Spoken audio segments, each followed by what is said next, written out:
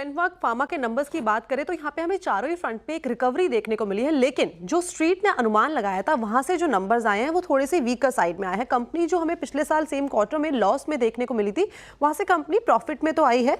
इस टाइम पे अगर बात करें ये जो कंपनी की प्रॉफिटेबिलिटी है वो बेसिकली जो इनकी सेल्स है फॉर्मुलेशन सेगमेंट में उसमें सर्ज आया है।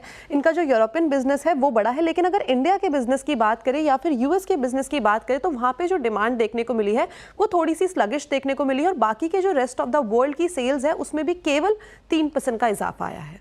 ग्लेनमार्क नंबर्स में मैं बाद में आऊंगी, लेकिन मैनेजमेंट की जो बात है, मैनेजमेंट लगातार इसमें कह रहा है कि जो अक्रॉस द पोर्टफोलियो इनके ब्रांड है वहां पे हमें एक स्टेडी डिमांड देखने को मिली, और इस टाइम पे जो कंपनी है वो अपने प्रीमियम सेगमेंट में ज्यादा फोकस कर रही है ताकि आगे चल के कंपनी की जो रेवेन्यू ग्रोथ है वो अच्छी होती हुई दिखाई दे। लेकिन कंपनी जो है वो लगातार घाटे में ही हमें नजर आ रही है।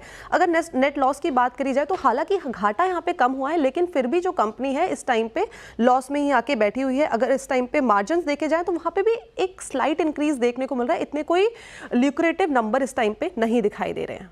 यहाँ पे अच्छे देखने को मिले। नेट प्रॉफिट की बात करी जाए तो यहाँ पे 69% का कंपनी ने उछाल देखा है। साथ ही साथ जो कंपनी के ऑपरेशनल नंबर्स रहे हैं, जैसे कि एबिटा, इसमें 57% का उछाल रहा है, और जो मार्जिन्स है वो भी यहाँ पे 3% तक उभरते हुए नजर आए हैं। कंपनी की तरफ से अभी कॉल आना बाकी है, उसके बाद ज्यादा अपडेट्स देंगे। हमें पॉजिटिव साइड में देखने को मिले। हाल ही में कंपनी ने जो अपनी ईवी लॉन्च की थी, इलेक्ट्रिक एसयूवी 9e और B6, उसकी जो बुकिंग्स है वो 30,000 को पार करती हुई दिखाई दी। अगर टोटल बुकिंग की वैल्यू देखी जाए तो वो 8,472 करोड़ के आंकड़े को छूती हुई दिखाई दिया। अगर एवरेज एक्स शोरूम प्राइस की बात करी जाए तो वो इस टाइम पे देखा गया है 28 लाख रुपए का।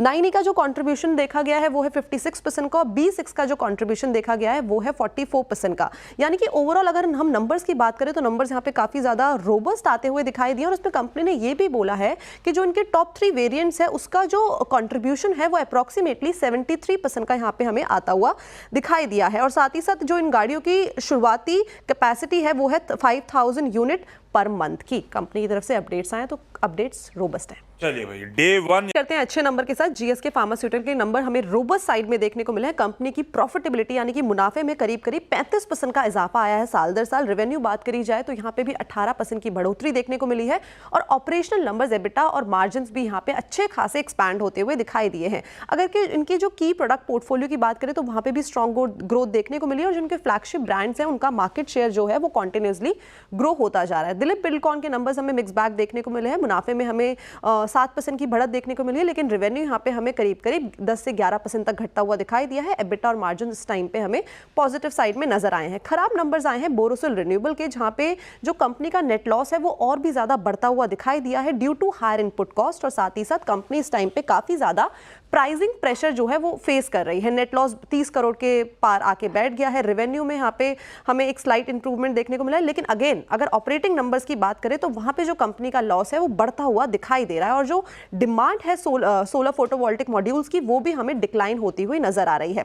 बजाज कंज्यूमर केयर के नंबर की बात करें तो ये भी हमें नंबर खराब देखने को मिले। नेट प्रॉफिट में करीबन 31% का डाउन साइड देखने को मिला है। रेवेन्यू यहाँ पे घटा है। एबिटा 44% गिरता हुआ नजर आया। मार्जिन भी यहाँ पे हमें 7% तक कॉन्ट्रैक्ट होते हुए दिखाई दिए, लेकिन बोर्ड ने यहाँ पे एक शेयर परचेज एग्रीमेंट को अप्रूव कर दिया है to acquire 100% equity in Vishal personal care. ये बेसिकली 2 ट्रांचेस में पूरी होगी। पहले ट्रांच में 49% स्टेक, और जो सेकंड ट्रांच है उसमें वहां पे 51% स्टेक की खरीदारी होते हुए दिखाई देगी। कंप्लीटेशन के बाद इसकी जो विशाल जो पर्सनल केयर है वो इसकी होली ओन सब्सिडरी बन जाएगी। उत्कर्ष स्मॉल फाइनेंस बैंक के नंबर्स की बात करें तो ये भी नेगेटिव साइड में हमें देखने को मिला है। कंपनी का जो लॉस है वो यहाँ पे हमें बढ़ता हुआ दिखाई दिया है। 168 करोड़ पे लॉस आके खड़ा हो गया है। कंपनी की नेट इंटरेस्ट इनकम घटती हुई दिखाई दे रही है, और जो पूरा का पूरा एसेट क्वालिटी है वो भी खराब होता हुआ दिखाई दे रहा है, और जो कंपनी के नॉन परफॉर्मिंग एसेट है वो भी बढ़ते जा रहे हैं। SBI